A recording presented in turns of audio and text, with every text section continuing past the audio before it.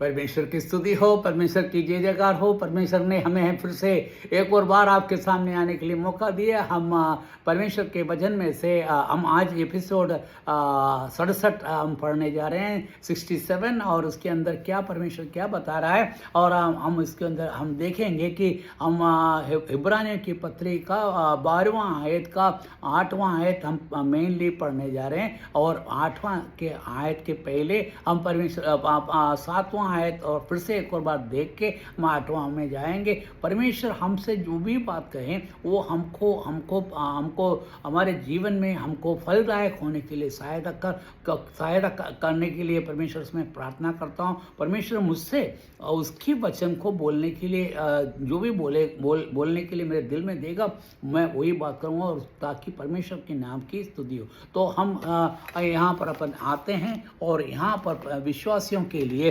परमेश्वर किस प्रकार से अपने बच्चों अपने विश्वासियों को या अपने बच्चों को कैसे परमेश्वर काम में लेते हैं, परमेश्वर कैसे उनको दुरुस्त करता है, परमेश्वर कैसे उनको वो परमेश्वर के वचन में मजबूत करता है, यही हम देखने जा रहे हैं। इब्रानियों की पत्री 12 के 7 में आयत में क्या लिखा है? कठिनाई को अनुशासन के रूप में सहन करो। तुम्हारे जीवन में कठिनाइयाँ आएँ, तुम्हारे जीवन में मुसीबतें आएँ, तुम्हारे जीवन में मुश्किलातें आएँ, तुम्हारे जीवन को बर्दाश्त करने के बाहर ऐसा दिख रहा है, तो आप ये समझो वो परमेश्वर आपको अनुशासन कर रहा है। उसका मतलब यह नहीं है कि परमेश्वर आपको ताड़ना दे रहा है। परमेश्वर चाहता है कि आप उसके प्रिय प्रिय प्रिय बेटे बने। क्योंकि देखो आगे क्या लिखा, परमेश्वर तुम्हारे साथ अपने पुत्र के समान व्यवहार करता है। क्योंकि वो जो है परमेश्वर जो है आपको अपने पुत्र के समान व्यवहार करता है। क्योंकि पुत्र के समान व्यवहार करेंगे तभी तो हमको समझ में आएगा। बाकी हम क्या सोचते हैं, वो परमेश्वर हमें ताड़ना दिया, हमें मुश्किलें दी, हमको हमको हमको ऐसा क्यों कर रहा है। और को क्या लिखा है आगे, क्या लिखा, ऐसा पुत्र कौन होगा जिससे अपने पिता के द्वारा ताड़ना दी। और आप बोल रहे क्या मनुष्य रीति से हम देखा जाए, ऐसा कोई बच्चे हैं जिसको अपने पिता ने ताड़ना नहीं दिया हो, उसको ना डांटा हो, ना फटकारा हो। यदि आप उनके बेटे हो, आपको डांटेंगे, आपको फटकारेंगे, आपको छड़ी से मारेंगे। ये सब कुछ क्यों करता है? ताकि आप जो है परमेश्वर के आप एक अच्छा आगे चलकर प्रभु के काम में आए। और वही प्रकार हम बच्चे को भी करते हैं कि हम चाहते हैं हमारे बुढ़ापे का सहारा वो बने, इसलिए हम वो करते हैं। बाकी परमेश्वर का वचन ये कहता है कि मैं अपने बच्चों को ताड़ना देता हूँ ताकि वो क्या करना है, वो अपने आप को मजबूत बने, ताकि लोगों की मुसीबतों में आके फंसे नहीं, या शैतान के मुसीबत में आके फंस कर अपने आप को नीचे नहीं गिरते हुए देखें। और इसलिए उसको क्या करना है, उनको क्या है, मजबूत बनाना है। और मजबूत बनाने के लिए परमेश्वर क्या कर रहा है, ये आपके साथ ताड़नाएं दे रही। अब इब्रानियों की पत्री के 8वां आयत में क्या पढ़ते हैं? 8वां देखो, यदि तुम्हें वैसे ही ताड़ना दी गई है जिसको सबको ताड़ना दी जाती है, तो तुम अपने पिता से पैदा पुत्र नहीं हो और सच्ची संतान नहीं हो। यहाँ बोल रहा है कि यहाँ पर लेखक ये कह रहा है, यदि तुमको सब लोगों के समान ही आपके साथ व्यवहार करें, मतलब आपको कोई ताड़ना नहीं दे रहे हैं, आपके जिसम मर्जी आ रहे हैं वैसे जी रहे हैं, आपकी इच्छा के अनुसार जी रहे हैं, आप परमेश्वर आपको कठिनाई के मौका नहीं दे रहे हैं, आपको सब छूट दे रहे हैं, आपको ढील दे रहे हैं। इसके मतलब क्या हुआ? आप उनके बेटे नहीं हो। यदि आपको संसारिक लोग के आप उनके रीति से आप अपने आप को आपको कंपेयर करेंगे, या उनको एक दूसरे को हम ये देखेंगे कि कौन बड़ा है, कौन छोटा है, और कौन ऐसा क्यों कर रहा है। ऐसे जो शैतान को मानते हैं, या परमेश्वर के अलावा दूसरे किसी को मानते हैं, या अपन शैतान के अधीन में होकर रहते हैं, उनके साथ जो व्यवहार हो रहा है वैसे हमसे व्यवहार ना कर हमको डांटता है। यदि आपको मालूम, मैंने आपको पहले ही बोला है, यदि आपके बच्चे यदि गलती करे तो आप उसको डांटेंगे, उसको फटकारेंगे, उसको ताड़ना भी देंगे। यदि क्या आपके पड़ोसी के बच्चे ने कोई गलती करा तो आप उसको कुछ करेंगे क्या? क्योंकि वो आपका बच्चा नहीं है। उनकी मर्जी जैसा वो कुछ भी करे, अपन को उससे कोई मतलब नहीं। वो उसको उनको अपने उनके माँ बाप उसको ताड़मत नहीं देगा और उसको ऐसे ही छोड़ देगा, क्या जाएगा वो आगे जाके क्या क्या होगा, वो जेल में बंद होगा और वहाँ पर पुलिस के मार खाना पड़ेगा और जेल में जेल की हवा खाना पड़ेगा।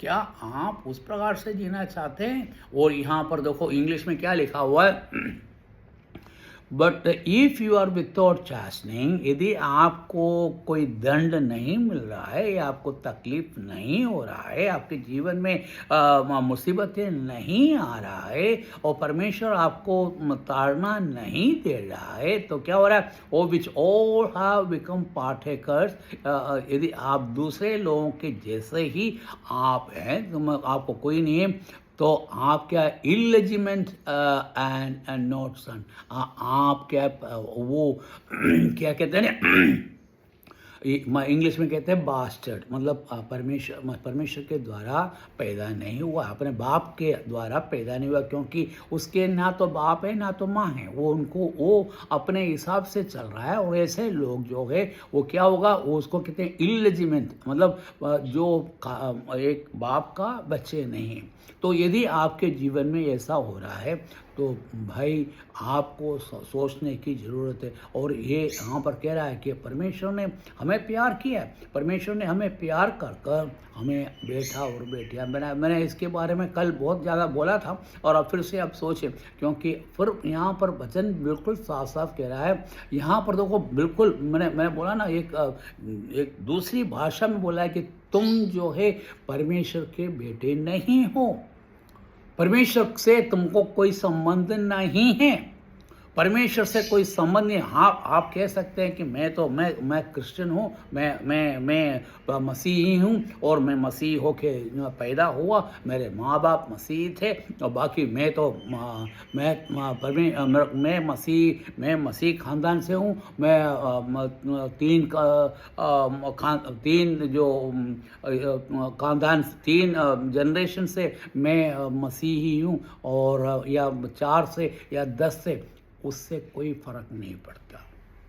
यहाँ पर कहता है कि यदि परमेश्वर का बेटा और बेटी हो तो आपके जीवन में मुसीबतें आएगी, और यदि आपके जीवन में मुसीबत नहीं आ रहा है, परमेश्वर आपको केयर नहीं कर रहा है, आपको गौन नहीं कर रहा है कि आप कैसा जा रहा है, आपकी गलतियों को सजा ना देते हुए आपको छूट दे रहा है, इसके मतलब क्या हुआ, आप परमेश्वर के बेटे नहीं हो और बेटी नहीं हो।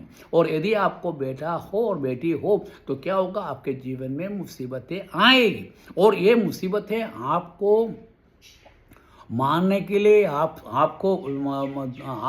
आपसे घृणा करने के कारण नहीं हो रहे हैं, आपसे प्यार करते हैं इसलिए हो रहे हैं।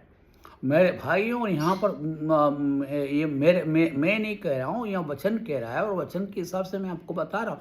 वचन में बिल्कुल साफ लिखा हुआ है, यदि आपको कोई ताड़ना नहीं मिल रहा है, आपका जीवन जो है सब लोग जैसे ही आरामदायक जा रहा है, आपको कोई मुसीबत नहीं है, तो आप क्या कहते हैं, आप नालायक बेटे हो, या कह सकते हैं कि आपका पिता नहीं है, आप बास्टर्ड हो, मतलब किसी पिता के द्वारा नहीं। यदि पिता होगा तो वो आपको क्या करेगा, आपको सही सलामत आपको डांटेंगे, फटकारेंगे, आपको जीवन में सही लेके जाएंगे।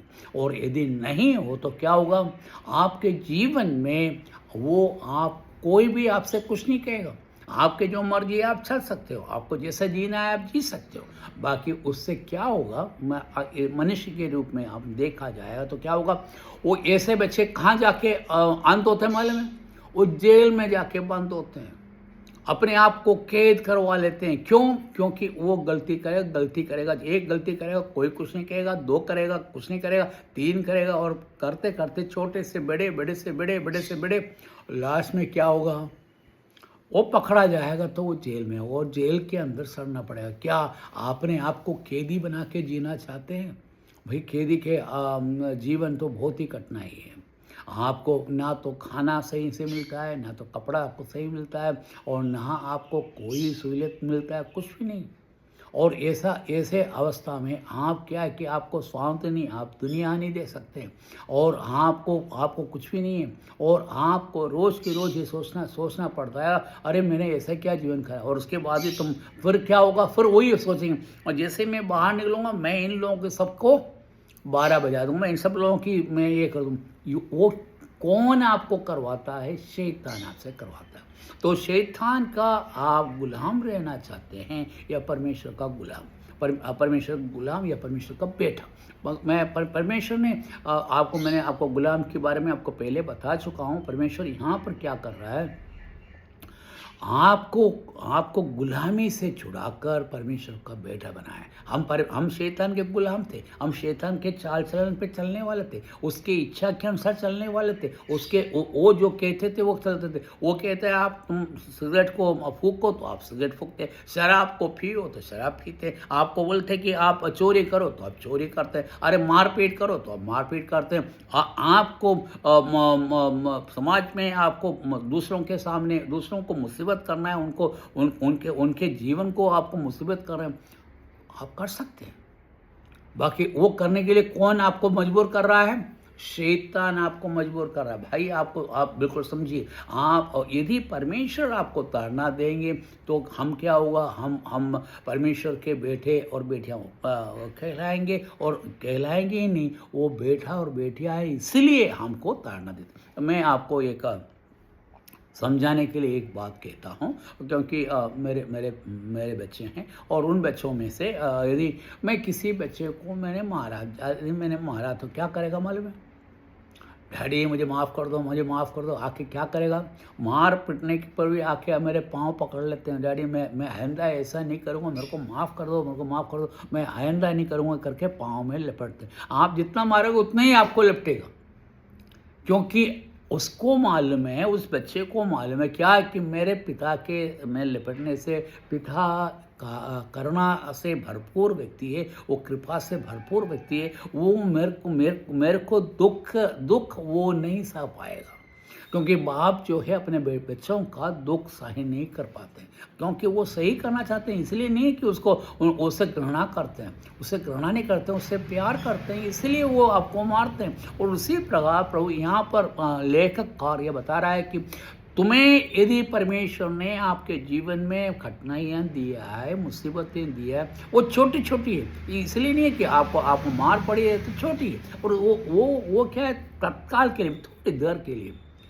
बाकी आपके पूरे जीवन में आप उसको याद करेंगे। मेरे बाप ने मेरे को काफ़ी मारा है, और मेरे माँ ने भी मारा है, बाकी इसलिए नहीं मारा है कि मेरे को ताड़ना है, मेरे से दुश्मनी है।